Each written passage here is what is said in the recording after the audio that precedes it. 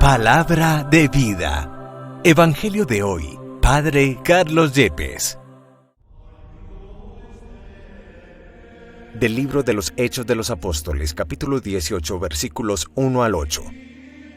En aquellos días Pablo dejó Atenas y se fue a Corinto. Allí encontró a un tal Aquila, judío natural del Ponto, y a su mujer Priscila. Habían llegado hacía poco de Italia, porque Claudio había decretado que todos los judíos abandonaran Roma. Se juntó con ellos, y como ejercía el mismo oficio, se quedó a trabajar en su casa. Eran tejedores de lona. Todos los sábados discutía en la sinagoga, esforzándose por convencer a judíos y griegos. Cuando Silas y Timoteo bajaron a Macedonia, Pablo se dedicó enteramente a predicar, sosteniendo ante los judíos que Jesús es el Mesías. Como ellos se oponían y respondían con insultos, Pablo se sacudió la ropa y les dijo: «Ustedes son responsables de lo que les ocurra. Yo no tengo culpa. En adelante me voy con los gentiles». Se marchó de allí y se fue a casa de Ticio Justo, hombre temeroso de Dios, que vivía al lado de la sinagoga. Crispo, el jefe de la sinagoga, creyó en el Señor con toda su familia. También otros muchos corintios que escuchaban, creían y se bautizaban. Palabra de Dios. Te alabamos, Señor. Salmo 98. El Señor revela a las naciones su victoria. Canten al Señor un cántico nuevo, porque ha hecho maravillas.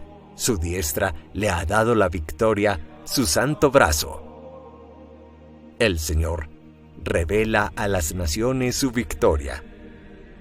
El Señor da a conocer su victoria, revela a las naciones su justicia. Se acordó de su misericordia y su fidelidad en favor de la casa de Israel.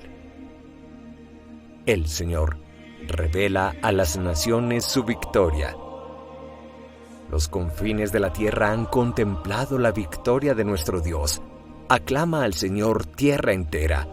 Grita, vitorea, toca. El Señor revela a las naciones su victoria. Del Santo Evangelio según San Juan, capítulo 16, versículos 16 al 20. En aquel tiempo dijo Jesús a sus discípulos: «Dentro de poco ya no me verán, pero poco más tarde me volverán a ver».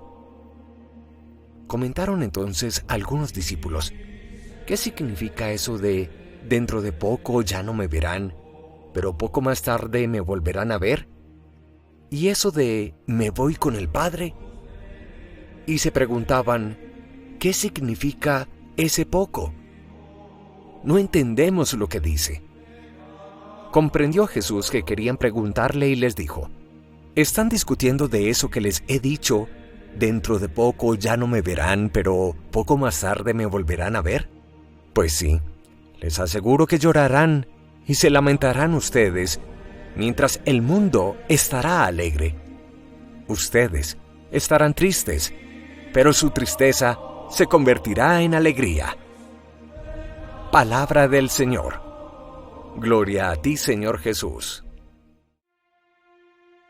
El libro de los Hechos de los Apóstoles nos presenta a Pablo, que ha dejado la ciudad de Atenas y se dirige camino a Corinto. Se hace amigo de Aquila y de su mujer Priscila y comparten un trabajo en común, tejedores de lona para tiendas de campaña.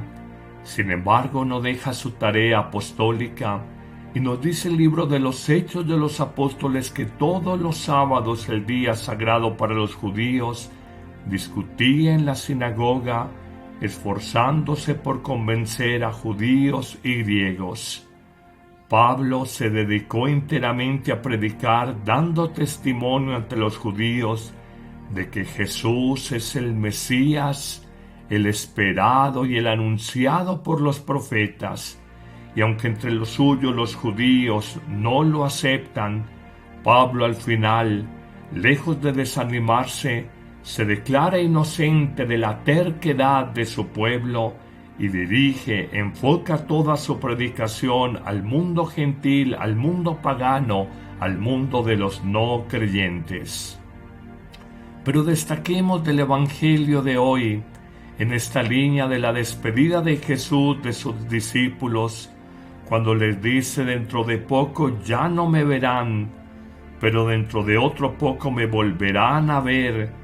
Los discípulos encuentran ambigüedad en estas palabras y no alcanzan a entenderlas, y Jesús, explayándose en explicaciones, afirmará: en verdad les digo, ustedes llorarán y se lamentarán por mi partida, mientras el mundo estará alegre. ¿Qué nos quiere decir Jesús con esta expresión? El mundo y el cristianismo son como el agua y el aceite. Chocan y se excluyen recíprocamente. Tú lo puedes comprobar en tu vida cotidiana.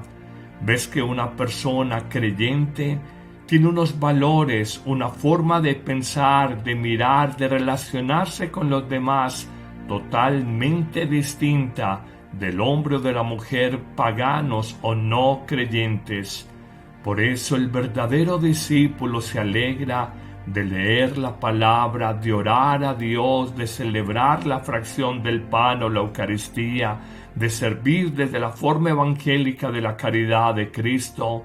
Y al contrario, el no creyente vive de manera egoísta, narcisista para sí mismo, es incapaz de entender el valor de la oración, el poder de la Eucaristía, el por qué su pareja, un familiar, un hermano creen, es más, te reprochan. Repetimos, agua y aceite se excluyen y fe cristiana y fe en el mundo también se excluyen. Por eso llorarán los creyentes en Jesús mientras el mundo se alegrará. Pero quizás lo más interesante de esta reflexión es la parte final de la misma, cuando Jesús dice a sus discípulos: ustedes por mi partida temporal estarán tristes, pero ánimo, su tristeza se convertirá en alegría. Hoy nos dice a cada uno de nosotros, cuando Jesús pasó por esta tierra hace 2000 años y nos dejó su Espíritu Santo, que a veces sentimos nostalgia porque Dios no se manifiesta de manera más fuerte, más viva, más real en el mundo. Sentimos un poco de desánimo, de desconcierto, de tristeza, pero luego nos hace una promesa: su tristeza se convertirá en alegría. Y de aquí podríamos aprender grandes enseñanzas para nuestra vida. La primera, la alegría más profunda de la vida está cuando tienes a Dios dentro de tu corazón. No hay alimento, no hay comida, no hay paseo, no hay placer de las hormonas, de los sentidos, no hay experiencia en el mundo que de lejos se equipare al gozo profundo de tener a Dios en tu corazón, a Jesús en comunión profunda contigo, y esa vida nueva de Jesucristo en nosotros se manifiesta a través de caminos, o mejor, de verbos, de acciones muy puntuales. En definitiva, la alegría de Jesús en nosotros se da, uno, cuando vivimos en nosotros el verbo amar, nos sentimos gozosos y plenos. 2, cuando tenemos la capacidad de perdonar. Cuánta paz en el corazón humano cuando verdadera y totalmente perdonamos y no llevamos memoria de las ofensas que otros nos han causado. 3, cuando servimos, nos donamos, nos entregamos a los demás. Es que la alegría de la vida no está en vivir para sí mismos, sino en vivir en servicio para los demás. 4. Cuánta alegría profunda hay en nosotros cuando compartimos. Es que los bienes de esta tierra se disfrutan doble, triplemente cuando los compartes con los demás, cuando tu vida no en solitario, sino en una verdadera apertura hacia los demás, la compartes con los otros. 5. Descubre la gran alegría de la vida en orar al Padre Dios, en sentirte en amistad, en amor de intimidad con Él, en descubrir que no estás solo y que por el contrario hay una realidad que te trasciende, que te supera, que es infinitamente más grande que tú, pero que es mucho más poderosa, amorosa, bondadosa y que te guía y te llena de confianza. Mira cómo son las alegrías en Dios y por eso tu aparente tristeza por la falta de Cristo se convertirá en alegría por la presencia del Espíritu Santo, que es Dios en mí y me invita a amar, a perdonar, a servir, a compartir, a orar y a entender en definitiva que solo hay verdadera vida cuando doy vida a los demás. Que el Señor, que rico en misericordia y en amor, bendiga este día de tu vida abundantemente en el nombre del Padre, y del Hijo, y del Espíritu Santo. Amén.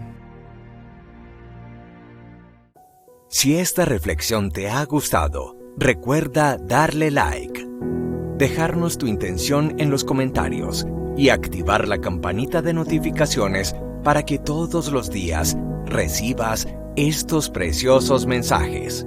Te saludamos desde Amén Comunicaciones y Padre Carlos Yepes, deseándote un día lleno de paz y amor.